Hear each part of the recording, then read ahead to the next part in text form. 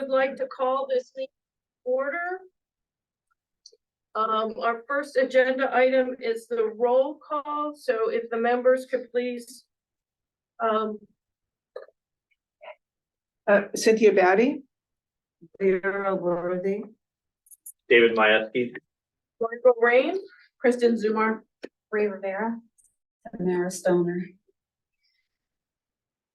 And I believe we have a quorum. Second order of business is the approval of the minutes that were distributed. I think we need two separate approvals, one for the public hearing and then one for the meeting. So the first one is for the public hearing. Do I have any corrections to those minutes? Just one. It refers to me as Captain Majewski, Chief Majewski. Yeah, you don't even have to put my title in it though. You can just put my name. I'm sorry. Page 2. Under public comment, 1 to 3rd blurb. Oh, let's see. Yes, and it's throughout both documents, so You, Mr. that's fine. Yeah. Correct. Mr. Chief, okay. You're in charge, okay. Any other corrections to the minutes? I wasn't there, but I want to put a notion in front of this group. Right now, I'm just It's asking for only- corrections to the minutes. I'm going to suggest that you not put in the discussion about the ordinance to change the parking. That would not be legal. Yeah, that would not be. Okay, legal. all right, fair enough. Just a matter of record. Any other corrections to the minutes? Hearing none, do I have a motion to approve the minutes for the public hearing? Ray, I'll motion to approve. Second. All in Abstain. favor, Aye. opposed, and one abstention? I abstain. Oh, 2 abstentions, okay. All right, the second set of minutes is from the actual meeting, the commission meeting. The date is listed incorrectly. It's listed as November 27th. It should be December 18th. So that correction needs to be made. Are there other corrections that need to be made? Just the captain to chief thing throughout. Okay.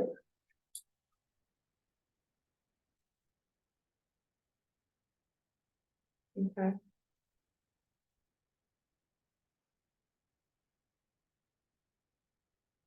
Is there any other corrections to the minutes? Do I have a motion to approve the minutes as corrected? Ray, I'll motion to approve. Do I have a second? All in favor? Aye. Abstain. Abstain. Okay. All right, so the minutes are approved.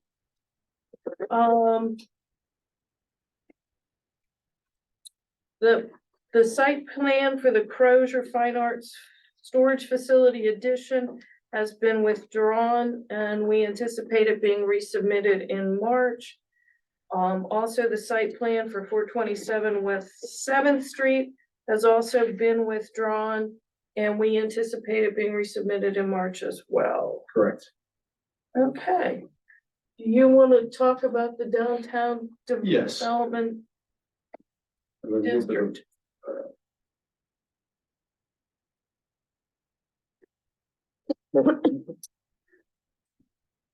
Yes, thank you, Madam Chair. What I wanted to do is get this off my screen.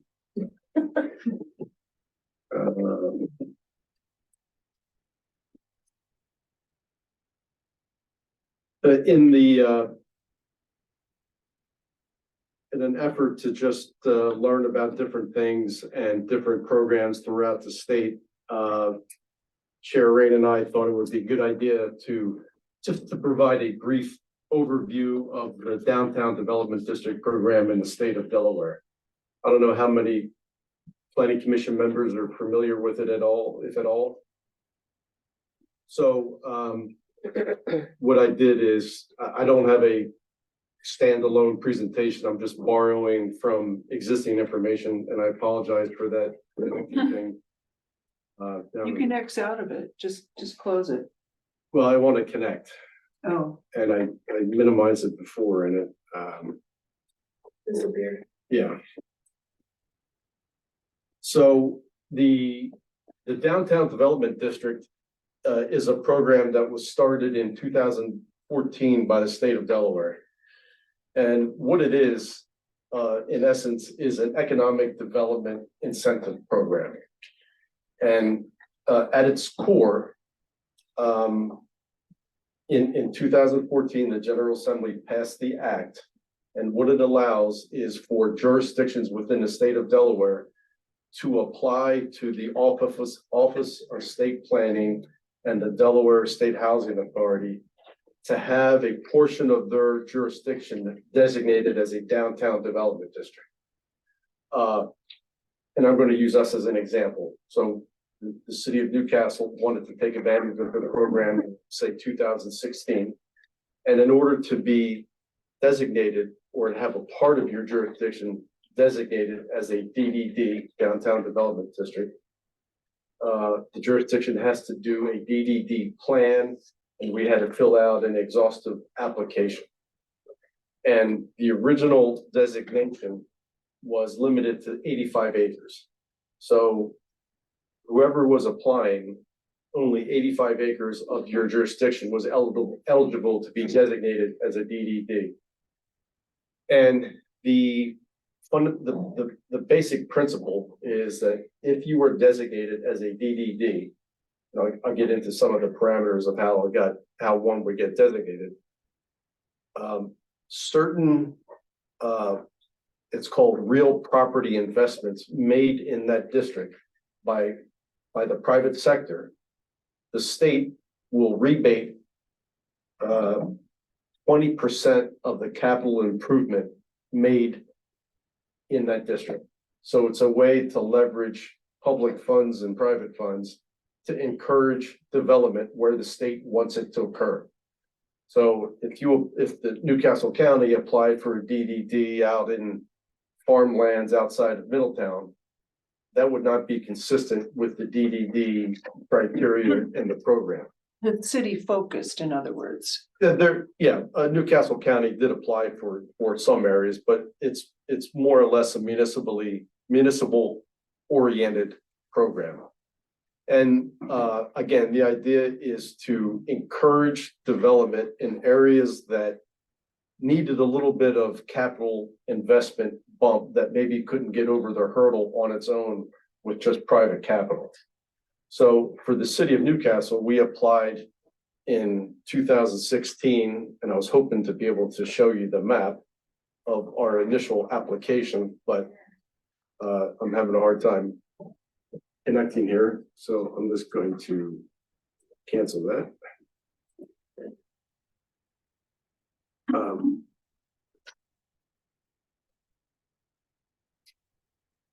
So these are the districts that have been established between 2015 and 2019. So we applied in, I'm going to say 2017, and we were denied because of, yes.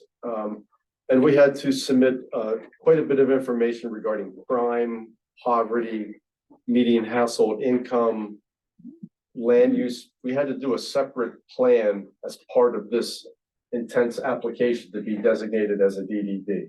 Can we see that? I'm sure there's public record. We can look at somewhere. yeah, I'll try before the night's over. I apologize. I meant to have the original You map can connect up. on your phone, you know. You do a hotspot on your phone and connect if you want to. But this is connecting to, I'm on the Wi-Fi. This is, I'm trying to connect to Go to your my company VPN. server Okay. so I can get to my. We had the original DDD boundary tried to pick up the DG areas. So we had a little bit of core of the downtown and we were limited to 85 acres.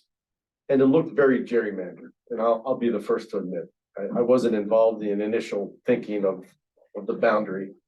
But if you looked at it, it was some of the historic core and then the two DGs, you know, on the north and south side. It looked very gerrymandered, and the idea, the state was looking for a compact, you know, geography to the DDDs that were being applied for, and we certainly did not meet that.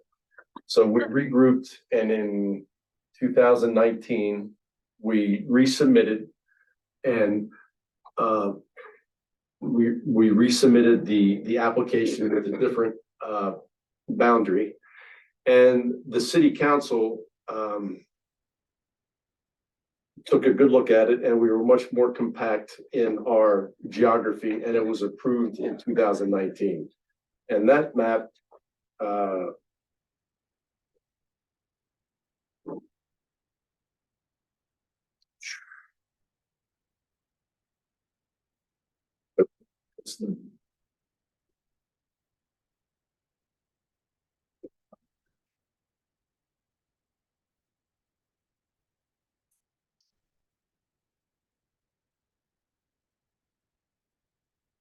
so that is the extent of the DDD in this, the original DDD in the city of Newcastle, The original one or the one that was approved? the one that was approved Oh, in, okay. in 2019. And Could you zoom in a little more? A little hard to see the. Thanks.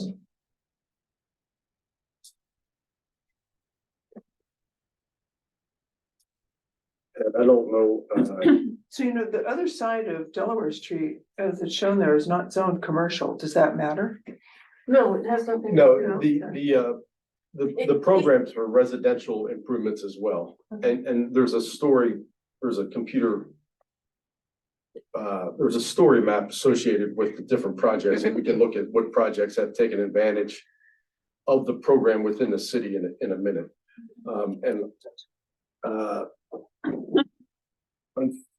Unfortunately, I'm not gonna be able to show it on the screen, but I do have copies of, so that was 2019. And the original program allowed 95 acres, and a lot of jurisdictions did this.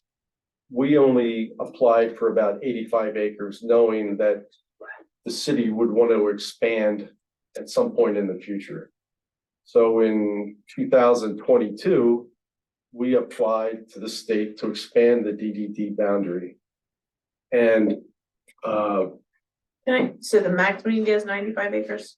Well, they've It increased was. that. It was at that time. it was originally 95 acres. Okay. And we received approval for about 85 acres. Okay.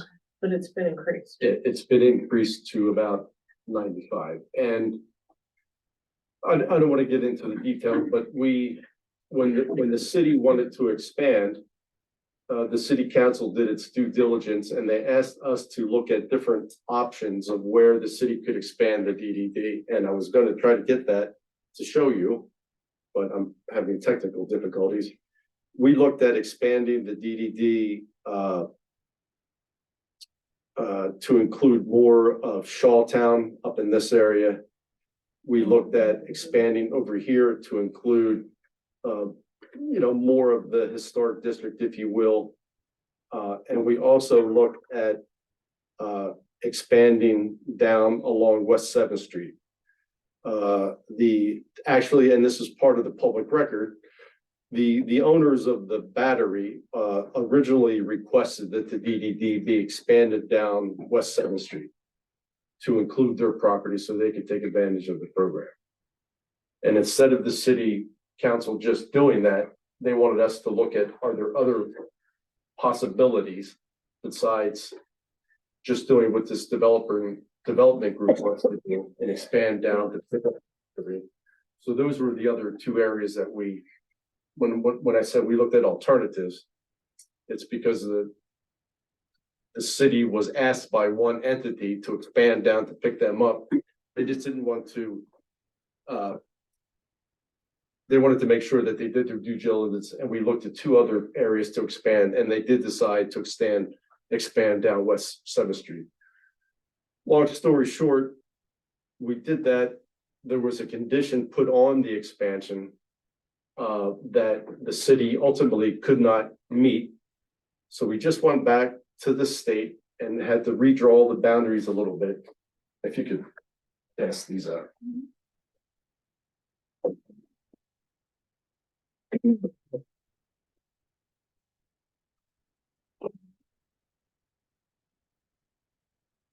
So we just received approval for the expanded DDD boundary there in blue.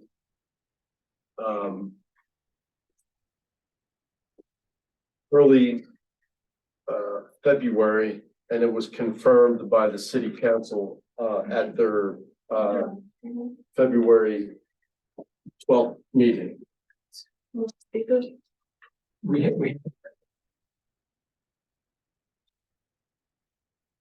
at the February 13th meeting. So that blue is now part of the downtown development district. And we are at about 93 acres.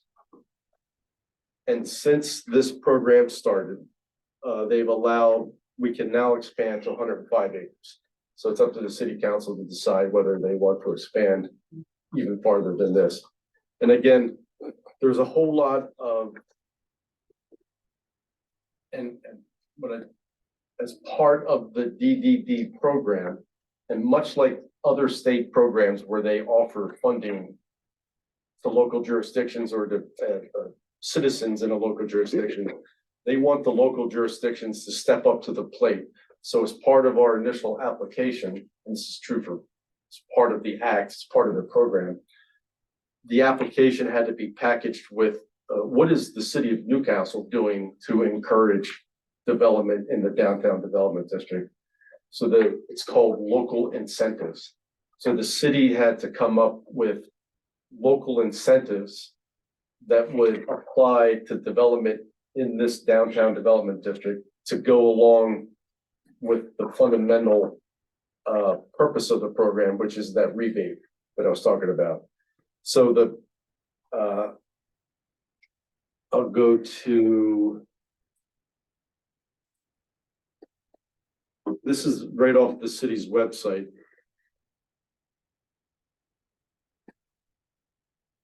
These are the city's incentives. These are city run programs or fees that would be eligible, that applicants within the DDD would be eligible for: building permit review waiver, building permit fee waiver, historic hack fee waiver, realty transfer tax waiver for first-time home buyers, like business license fee waivers, and probably the biggest one is a city property tax abatement on the increase in property taxes caused by the increase in assessed property values resulting from the development. And that only is good for 5 years. It's not in perpetuity.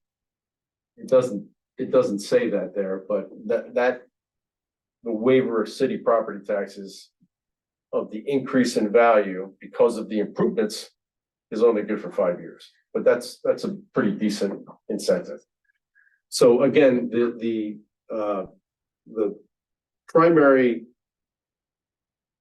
pitch behind this program is that the state will rebate a developer, a property owner, a homeowner, a So this is business owner. available to homeowners also? Yes, Because I know a homeowner right now on Sixth Street who could really use this and didn't know it was available. That's why I wanted Yeah. to. Yeah. do And- this. you know, and again, this is just for educational purposes. This really doesn't impact the planning commission's role. It doesn't impact your decision-making. You're still bound by zoning and the comprehensive plan. And of course, the DDD area that we came up with, we didn't, we made it the core part of the city. And, in a local in a municipality, it's not like we're going to pick up rural areas, but we had to demonstrate in the application that the DDD geography that we were asking for was consistent with the comprehensive plan. So most of these areas are designated, you know, historic commercial, historic residential. The blue area, the expanded area is mostly DG. So there was a local land use component to the DDD application as well. And what the city's role is just to sign off on applicants who are seeking that rebate program. The applicants work directly with the Delaware State Housing Authority to seek the rebate program. And just recently, you know, we received an application, and the city's role in the application was to sign off on it and tell the state that this is consistent with our DDD program, and here's why. So we just had to do that for a potential project seeking reimbursement or the rebate.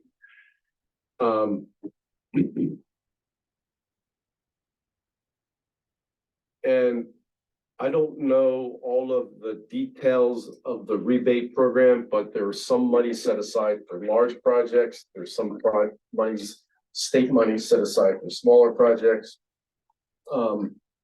And just page through some of the annual report here. Oh, just, Yeah. to the, right there. Oh, okay, so somebody did use it to do their house. Yeah, there's a story map that we can go. Here's what I wanted to look at. So here, this is the sort of the guts of the program. Not very much money. Just saying. That's 2 million. Oh, no, but under houses, it's large project, small project. 25,000, Oh, okay. 70,000. Website, it's scroll down a bit. I saw something there about 2,000. I've seen the 2 million. 2 million per building facility within a 5-year period. Oh, that's 2 million, okay. There's a glare.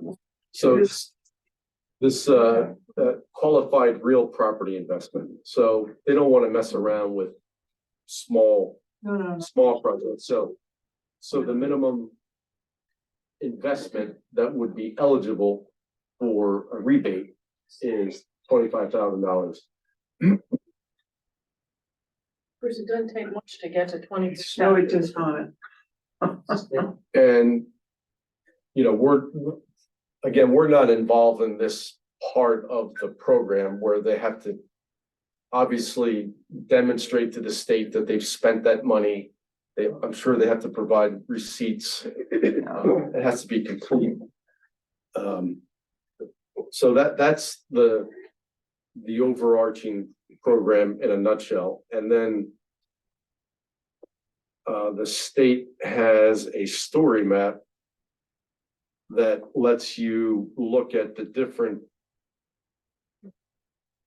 projects that have taken advantage of the program in the various municipalities. So this is from the off of state planning and coordination's website.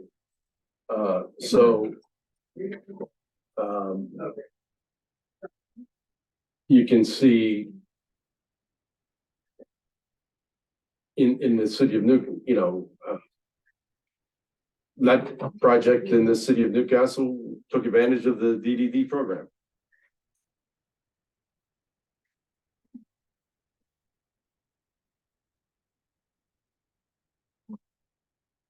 And the city's role is the state wants to make sure that there is a DDD administrator in all the jurisdictions. Since we haven't had a city administrator for a few months, we've been kind of scrambling. Council President Souder is doing a lot in the one application that we've had to deal with. And we also had to go down in front of or virtually meet with the Cabinet Committee on State Planning Issues to get this expansion area approved. So we were just in front of them a month ago, or just under a month ago. So the city's role is to promote the program when the city administrator comes on board, She's gonna be the DDD administrator. She's gonna be the first one to take the phone calls if somebody's interested. The local jurisdiction is supposed to know a little bit about the program so they can point the applicants in the right direction, have them fill out the correct forms, those type of things. So. Can I ask a question again? I Sure. know you said, what is the newest, land use size at 105? 105. We can go to any jurisdiction, can go 105 acres now. So theoretically, we could add about another 10 acres if we chose to. Yes. Have they been discussing that? No, we just got. It took over a year to get this approved because the initial application had a split parcel and there was a subdivision that needed to occur in order to, as a condition of approval of that. And that was out of the city's control. And the subdivision didn't happen. And, for reasons beyond the city's control, the city still wanted to expand down West 7th Street, so they revised the application, to remove the parcel that needed to be subdivided, but still maintain continuity with the parent district.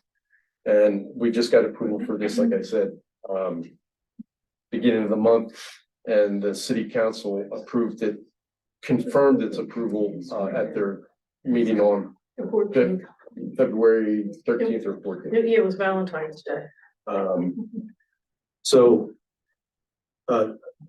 that's it in a nutshell. Again, it's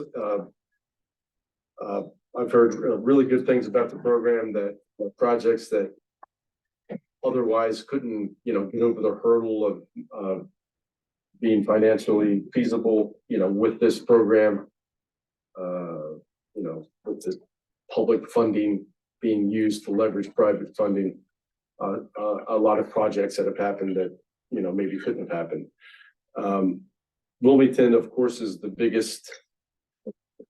Let me see where that annual report was. Have they done a lot there? Cause that would be really great for Wilmington. would I think they. Yes, and I'm sorry for scrolling through like this. Can you send us So a here- link to this? Yeah, so here's our, I can also tell you, the fellow who runs the program for, the state housing, Delaware State Housing, his name's Rick Farrell. And there's going to be a grants fair for-profit businesses on March 31st. It'll be around lunchtime. The Delaware Business Times and the SBDC are sponsoring it. Rick will be there. If anybody's interested, you can go and you can talk to him. I think it's $30 to attend at close lunch. So if you need a link to that, let me know. Yes, please. Okay. so this is from the inception of the program till the end of 2023, how the program's been used by the various municipalities, or the extent to which it's been used.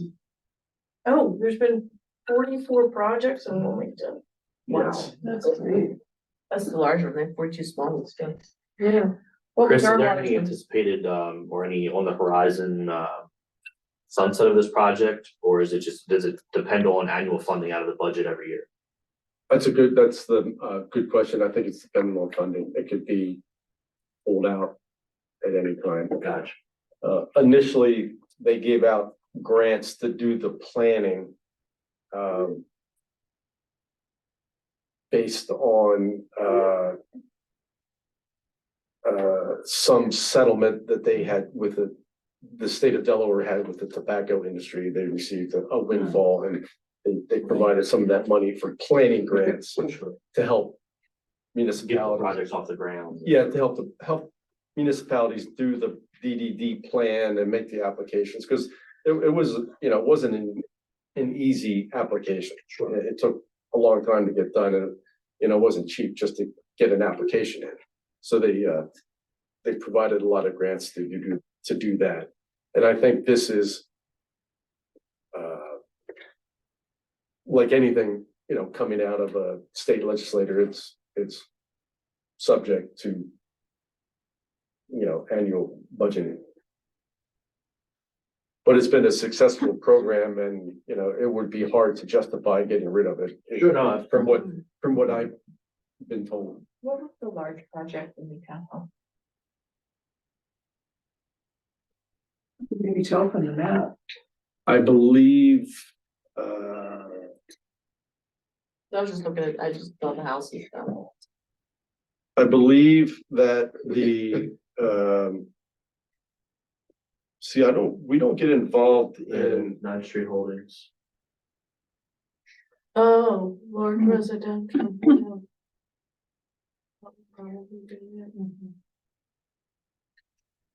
There's a picture. Yeah. Oh, no, I know exactly what, Oh, yeah. yeah, I know exactly what they're. that. Yeah. Backyard. Yeah, my Toronto lives in that building, yeah. Okay. Pretty sure it's this color. What? Pretty sure that's what it's called. Where's the plug? Because electric.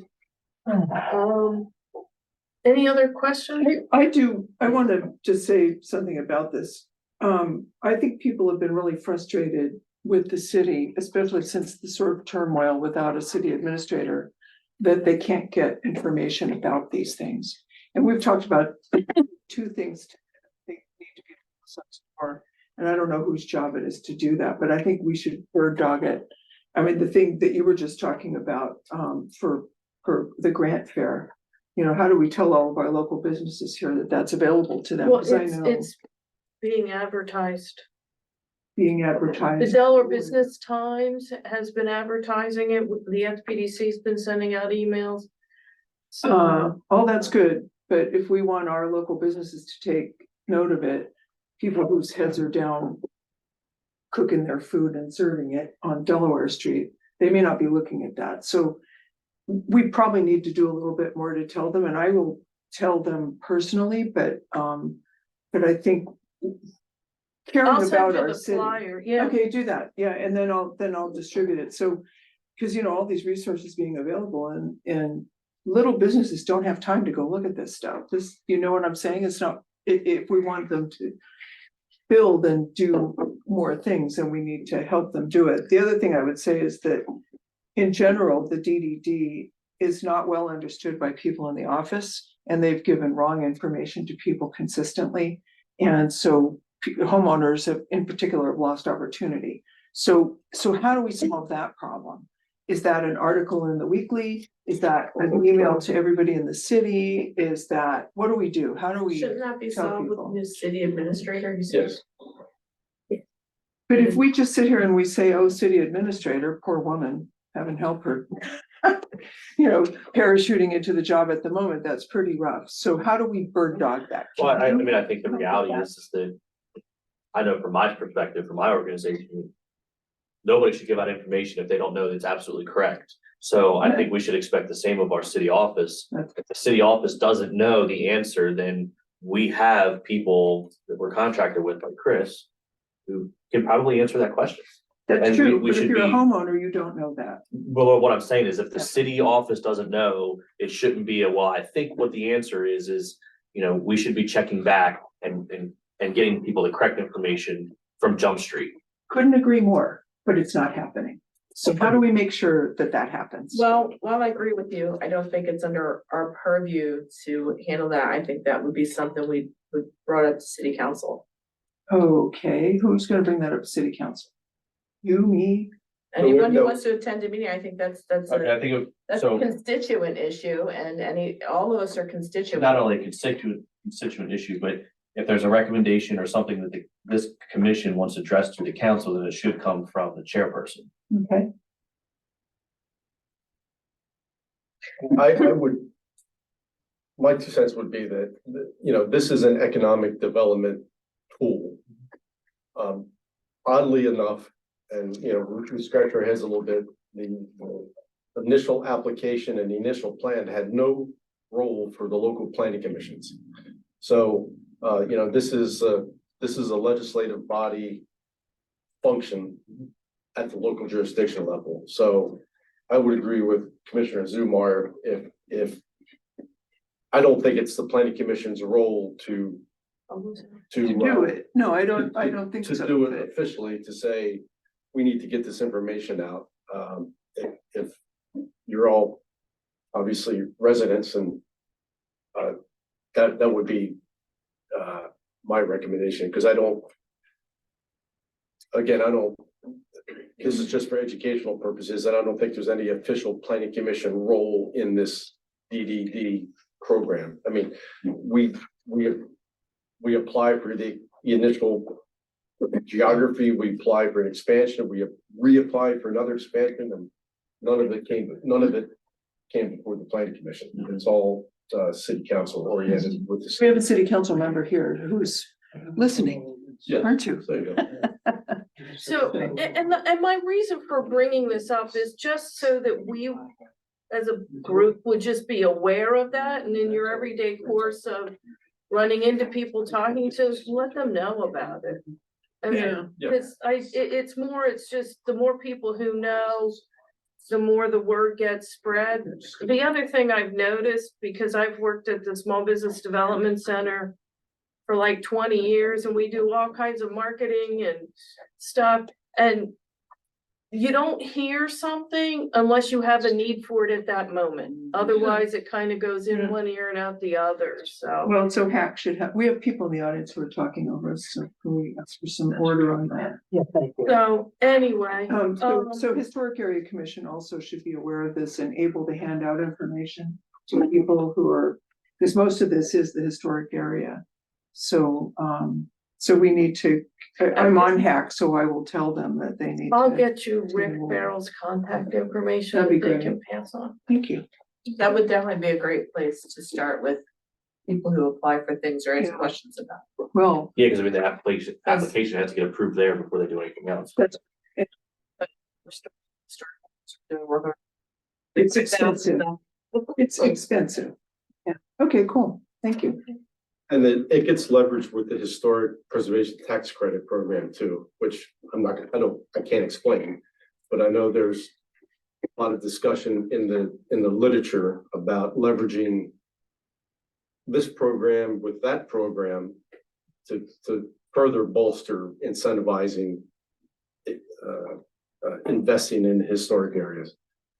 Okay, I'm gonna look into that for myself, because we're outside that area, but we've put an unbelievable amount of money into our house.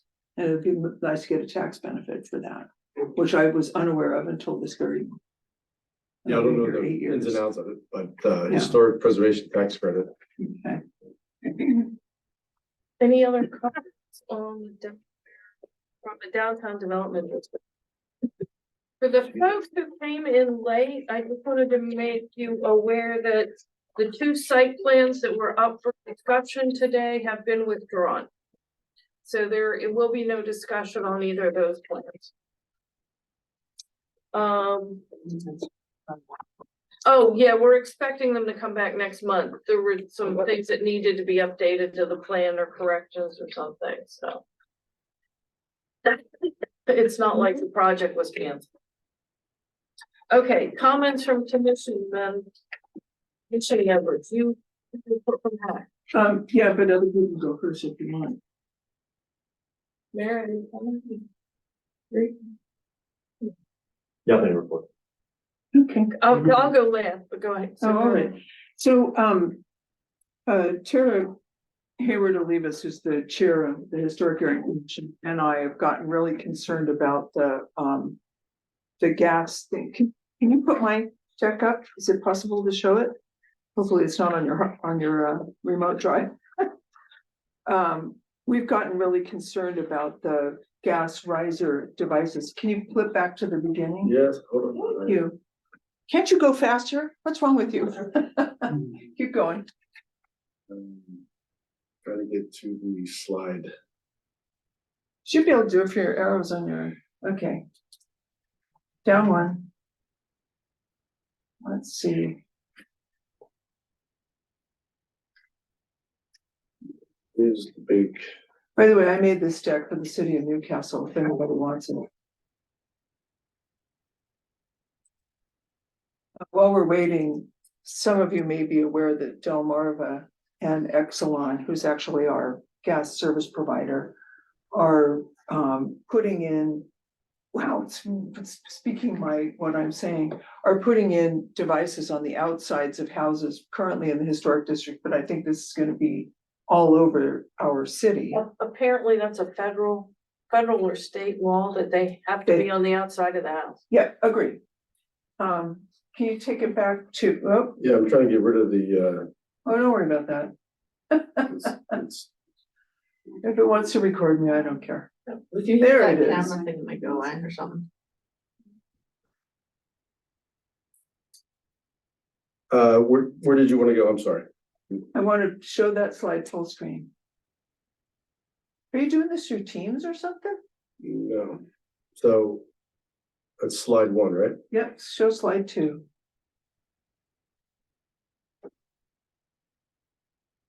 Oh, I don't know how to, do you All want right. to get the notes up? We'll live with it. I don't need the notes. Okay, that's good enough. So that thing is called, oops, that was a cute dog for a minute. That thing is called a gas riser. And it is part of the gas provision assembly in people's homes. This is not the meter, that's a different issue and may become wrapped into this issue. But they've been putting them all over the historic area. And Dave here can probably tell us from his perspective, but my understanding of this device is that it's intended to improve the gas feed into the house, to make sure that the pressure stays normalized, to vent off any gas that's excess. And to make it possible, if there's an emergency, for first responders to turn gas off from the outside of the house. David, do you want to add anything to that? No, that pretty much sums it up. Okay. In a generic sense, yes. Yeah, I mean, there's a lot of ins and outs to it.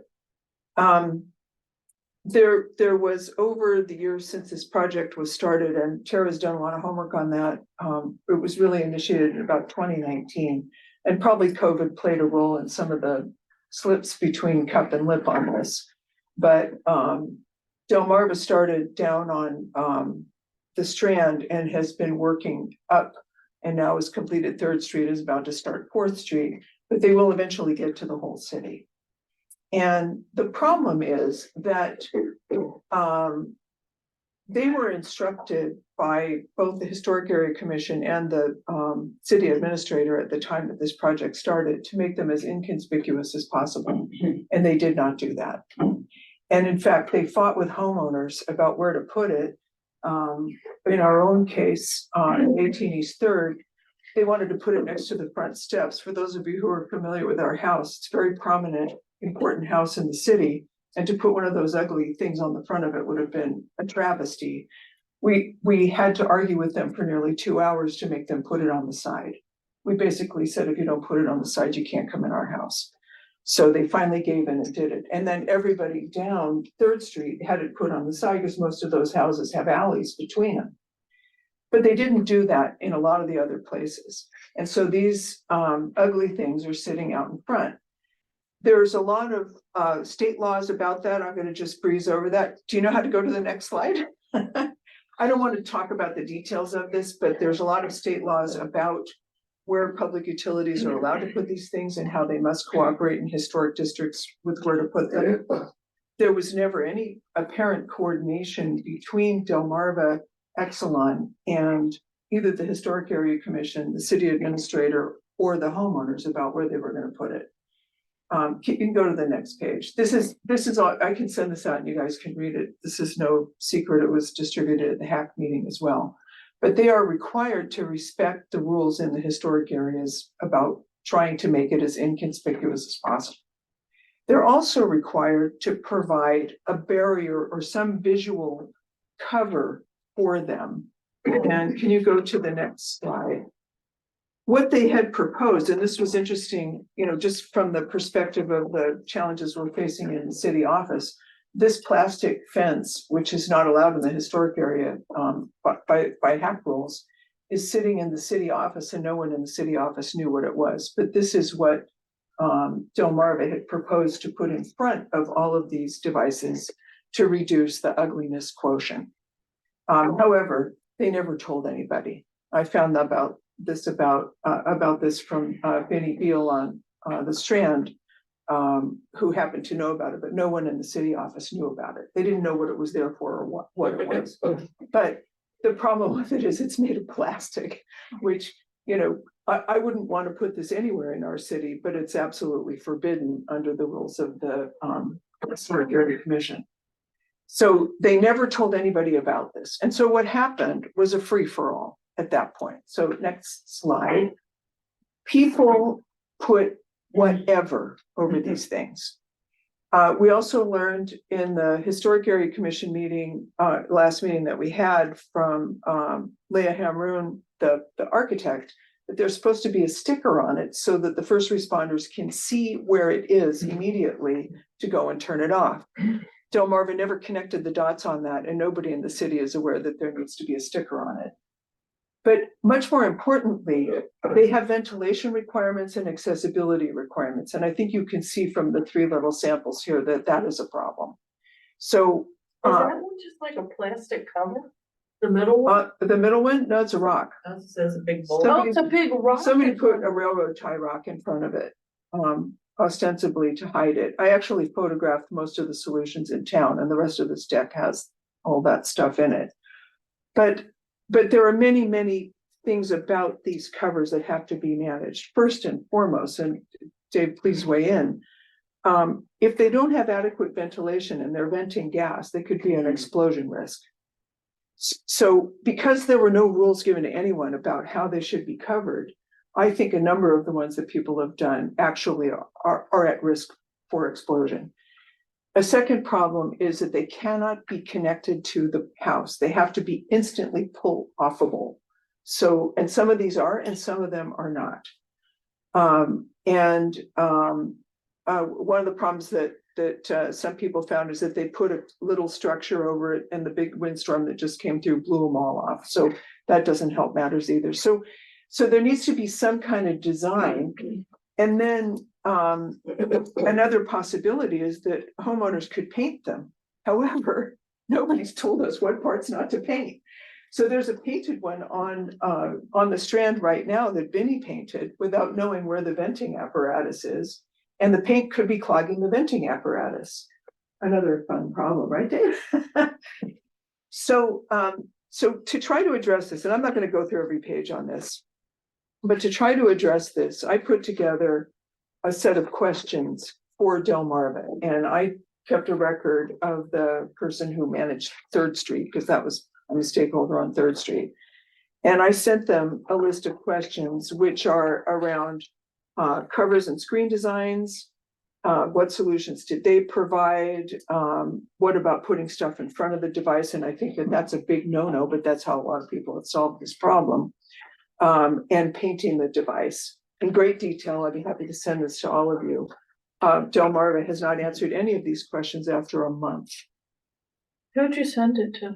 A guy named Tom. Let me just look it up here, but he sent it to somebody else. It's getting the handoff.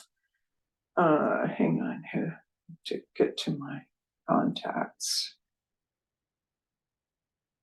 I sent it to Tom Jenkins, who is the project manager for our street. And did a bunch of the other ones. And then now there's another person involved at Delmarva.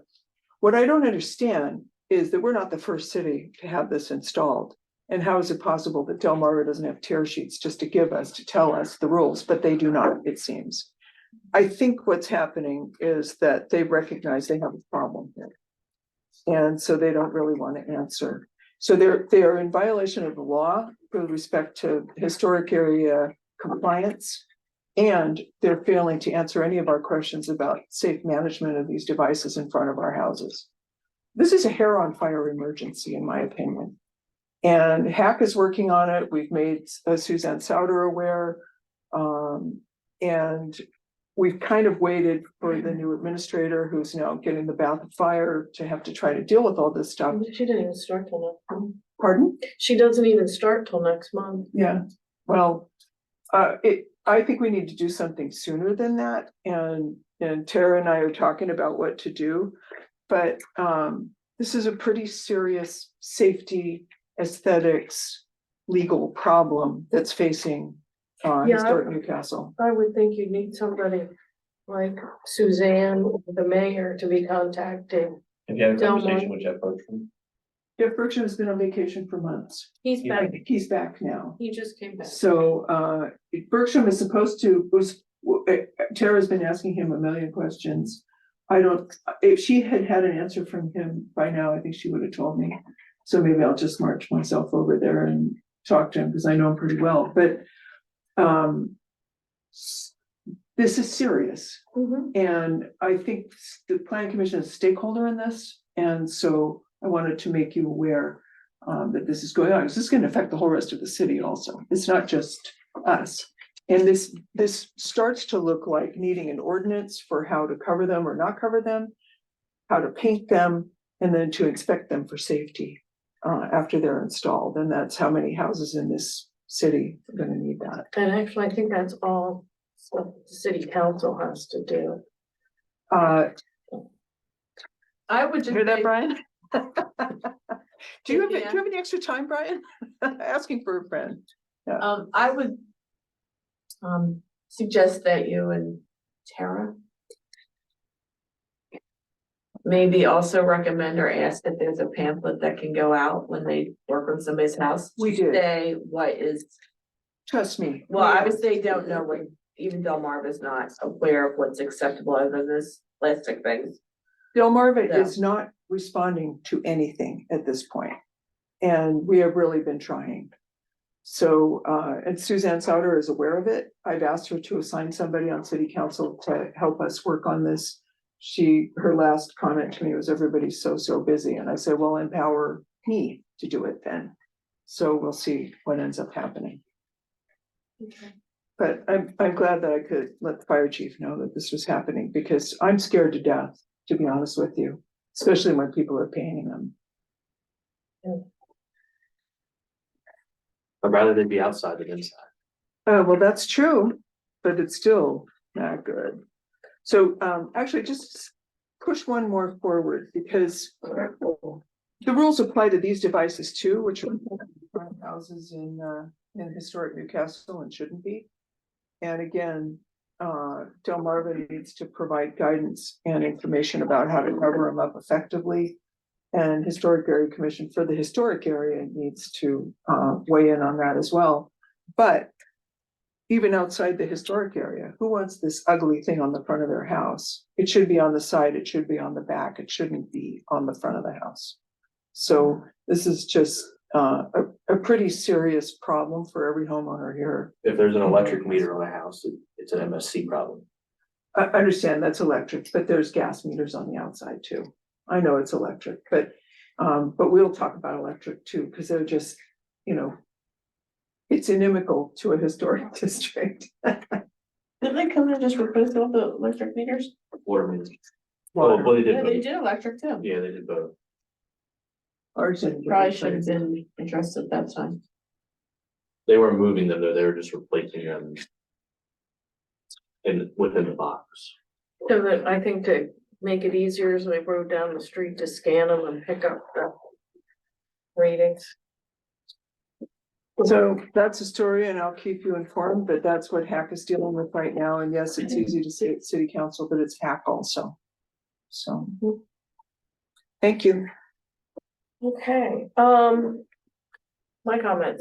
I just want to let everybody know, I have asked Lisa to send out calendar invites to everybody instead of gotten them. I asked her to send them out for the next, I think she did for 13 or 14 months. So that when they move the date on us from the 4th Monday to the 5th Monday, we are more aware of it. There's also 2 upcoming educational programs that people might be interested in. One is on the, it's called, What Does the Housing Crisis Mean in Delaware? Again, it's with the Biden School. It's next Wednesday, March 6th. This one's by Zoom, so it'd be really easy to sit in on it. And you can go to the Biden School / bidenschool@udel.edu/IPA/events/upcoming. Is it free? It's $20. Okay. It's 10 to noon. 10 to noon. And then in March, there is one coming up on FOIA, which I think I've talked to somebody else on city council about making sure everybody who's on a commission or whatever is aware of our requirements under FOIA. So, we might, that one, the one that the Biden School's putting on is down in Dover on March 20th. They were talking about possibly doing one here if we have enough people to attend it. Here as in like a city of. Somewhere in Newcastle, yeah. And then Max Walton has put together a training that he's delivering today to the city of Newark's Planning Commission on unconstitutional requirements that commissions would put on projects. And we talked about him coming here next meeting to give that to us, though we may have to push that back if we have 2 site plans, so it's coming. Will the city pay for next Wednesday's? Yeah, they should. Yeah, because I checked and there's still some money in the budget for us to do that. The other thing, Tamara, Bree and I attended the land use administrators seminar down there. One of the things I want to try to figure out is, because I keep realizing that what we're supposed to be basing our decisions on is a very limited criteria. To develop a checklist for us so that we know what we need to be looking at and what's irrelevant to our decisions. So I'm gonna try to probably work with Chris on that. And then finally, the University of Delaware's Management Information Systems has a capstone required course, and the students will work on websites for businesses, nonprofits, for-profit businesses. So they have agreed to work with us to add to the city of Newcastle's website some pages so that the planning commissions, the projects that we know are in the pipeline could be listed on that website. And this is what the city of Lewis has. So we kind of want to do something similar to that so that we could see what's proposed, where, has it been to the Board of Adjustment yet, so I'm kind of excited. Chris and I and Suzanne Souder and Nairman, we're working with the students and it should be done hopefully in May. So I'm kind of excited about that. Those are my comments. We now open it up for public. Wait, I have a couple more things. We were gonna have somebody from the state of Delaware and housing come and talk to us. Where's become of that? Yeah, because of the nature of the past agendas, Karen Horton and I have kind of we put it off. First it was the holidays and then there was a mix up or some conflict in her schedule. So it's still on our to-do list. And actually going to that, the one at university might be even better. Next Wednesday. Mhm. That's online, right? Mhm. Yeah, okay. Well, I just wondered what became of That's a that. good question, because as an aside, when we were in front of the state planning committee for the DDD, state housing did give a presentation on the housing situation in Delaware, and it was very interesting. Karen was part of the presentation. So it's good information for anybody to know. And I don't know to what extent the University of Delaware presentation will overlap what Delaware State Housing Authority's presentation. Did he do a deck that we could look at with some data in it or something? Yeah, but I would want them to provide it and to Okay. narrate it. Okay, the other thing is that, I'm sorry I missed the meeting in December. It was unavoidable in my case, I apologize, but, in fact, the date on the minutes scared me to death, because I thought I'd missed two and I knew I didn't. So, but I raised some concerns to Max about that whole initiative, and, he has not responded to me yet, but I have some serious concerns about that initiative too. There were two. Yeah, not the marijuana one.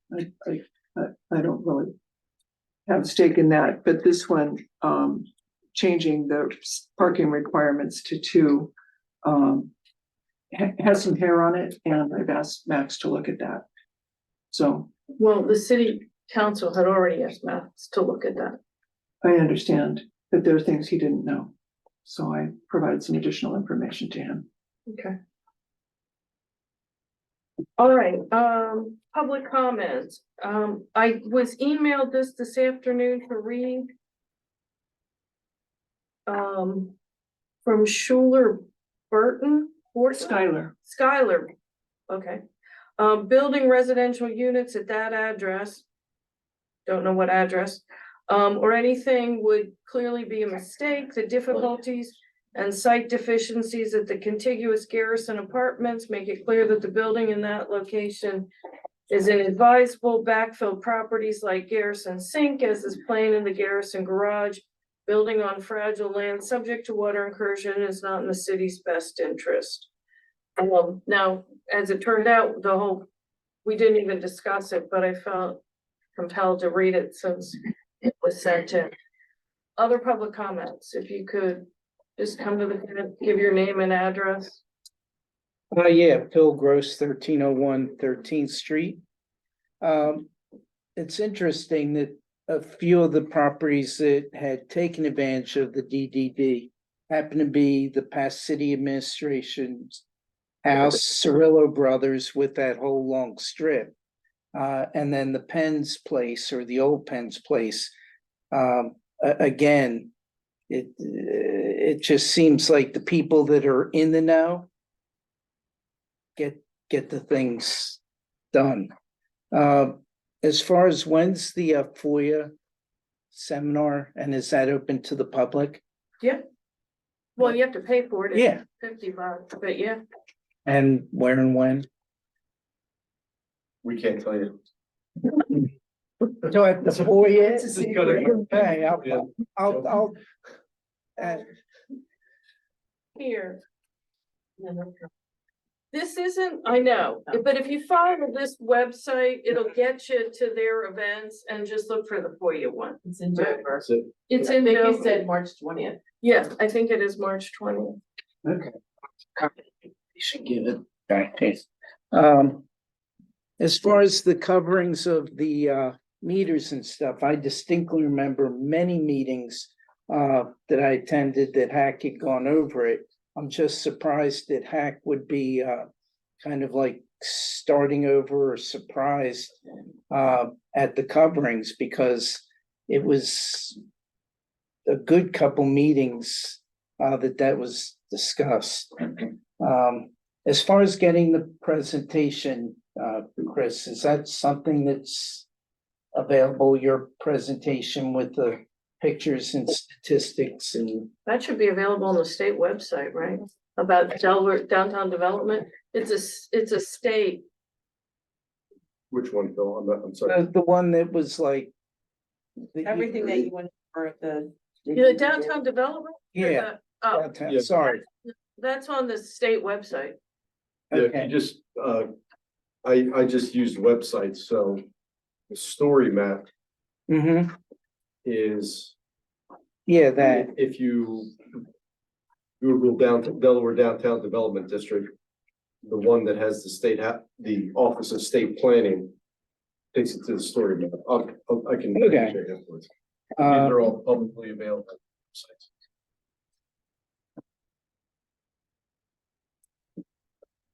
how long after a business or a homeowner receives funds from that fund? Is there a certain period of time that they must keep possession of the property or the house? You'll have to ask there. The local jurisdictions don't get into the nuts and bolts of the rebate It's the program. program. It's administered. The financial component is administered through the Delaware State Housing Authority. All right. And last but not least, 427, is that the buy right project? Yes, that's the project there that would replace the liquor store and become the Battery. All right, thank you. Anyone else? 427 West 7th. Yeah, That's the LLC, yeah. Yeah. Yes. Larry Siskanik, 36 West 7th Street. I just had a quick question about the development. I noticed one sentence saying that the funds are available till it runs out. Do you know what the total was? the For downtown development Yeah. thing, do you know offhand, Chris? If I don't like scrolling around in front of people. So this is, the annual report from the Delaware State Housing Authority. Some towns seem to use a lot. Just curious. Yeah, people who were able to figure it out. You probably go on that website and find it. I just thought you might Yeah, know. I don't know how much funding is available statewide. Statewide, yeah, that's what it was. Thanks. Anyone else? Brian Manaway, 628 Delaware Street. Initially wasn't gonna say anything, but I felt compelled, as Ms. Lane says, to say something. I came here as a resident, but know that it's hard to not wear my city council hat. I want you to know that I heard some of the things you all said and some of your concerns, and I certainly will take that back to my colleagues on council. As for the DDD development and education for local residents, I think that it would be prudent for us to ask an expert to maybe come to the city council meeting and give a presentation, if it's 5, 10 minutes, 15 minutes on the DDD. And that presentation, of course, would be recorded with Zoom minutes for the city council for people to constantly refer back to. In fact, something that could be context for people as issues come up. I am aware of a pamphlet in city council, in the administration building about the DDD program. And certainly hear the feedback from the commissioners about people in the office not being aware of all the various different specifics. I apologize for that, and want you to know that's something I'm going to take back. And I also hear concerns in respect to the safety issues in respect to the meters and things like that. Again, thank you for your service to the community. Thank you for coming. Any other public comments? Other comments for the good of the cause? Do I have a motion to adjourn? I motion, Kristen. Great, I'll second. All in favor of adjourning the meeting? Aye. Opposed? Yeah. See you guys in March.